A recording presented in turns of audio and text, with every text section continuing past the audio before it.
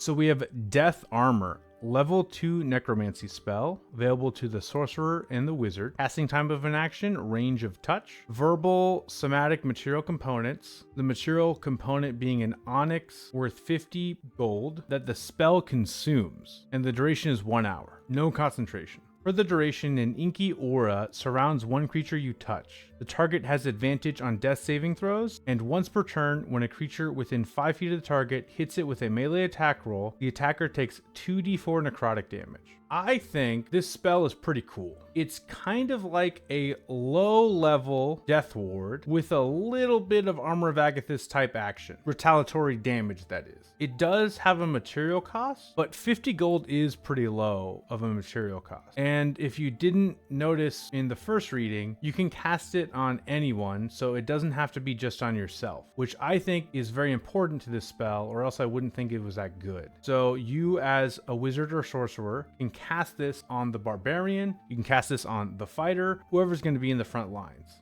They're going to have advantage on death saving throws for an hour, which is really long duration. And once per turn, they do a little bit of damage if they get hit, average of about 4 damage. So not great damage. And it specifically says only once per turn. So if they get hit with a multi-attack, it's not going to do more damage. But this is also a level 2 spell. Advantage on death saving throws is really good because death saving throws, you only need to get a 10 anyway. So yeah, I feel like this will help a lot with survivability. And I think it might be worth it, even if it didn't have the retaliatory damage aspect to it. But if you happen to be in a campaign where it's hard to find gold, this spell is definitely not as good.